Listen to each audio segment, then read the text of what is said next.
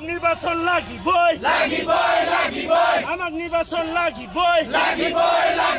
আমাক ষষ্ঠ অনুচ্ছেদ ৬৭ ইলেকশন আমাক নির্বাচন লাগিবই আমাক নির্বাচন লাগিবই ওরকম অনুচ্ছেদ ৬৭ ঘণ্টা জিন্দাবাদ ওরকম অনুচ্ছেদ ৯ ঘণ্টা জিন্দাবাদ আমাক নির্বাচন লাগিবই অসম চৰকাৰ হাই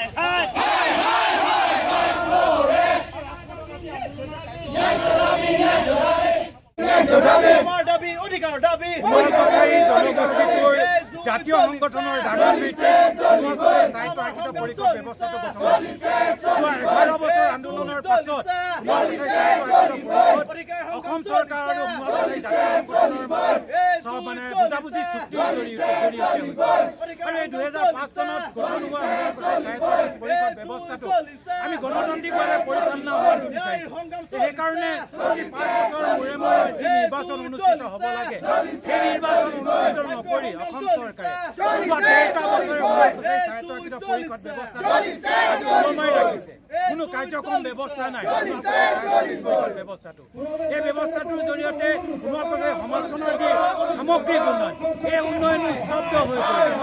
কিন্তু খিলঞ্জীয়া সুৰক্ষা দিম বুলি কোৱা চৰকাৰ খিলঞ্জীয়া জনজাতিসকলক আগুৱাই নিম বুলি কোৱা জাতি মাটি ভেটি ৰক্ষা কৰিম বুলি কোৱা চৰকাৰখনে সাহিত্য পৰিষদ ব্যৱস্থাটো আচলতে উলমাই ৰাখি প্ৰতাৰণা কৰিছে প্ৰবঞ্চনা কৰিছে জনজাতীয় সমাজখনক আচলতে গতিকে এই নিষেধৰ বিৰুদ্ধে ৰাইজ আজি জাগৃত হৈছে সেইকাৰণে এই জাগৰণৰ জৰিয়তে সোণোৱাল কছাৰী আচলতে অধিকাৰ সোণোৱাল কছাৰী সাহিত্য পৰিষদৰ যি নিৰ্বাচন এই নিৰ্বাচন অনুষ্ঠিত কৰিবৰ কাৰণে আমি চৰকাৰক দাবী জনাইছোঁ এই চৰকাৰখনে যদি অতি শীঘ্ৰে এই নিৰ্বাচন অনুষ্ঠিত নকৰে তেতিয়াহ'লে কিন্তু আমি গণতান্ত্ৰিক পন্থাৰে অধিক জনমুখী আন্দোলন কৰিবলৈ আমি বাধ্য হ'ম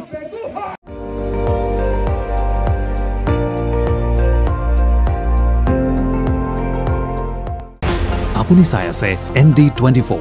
সৰ্বশ্ৰেষ্ঠ নহয় সৰ্বোত্তমৰ দৌৰত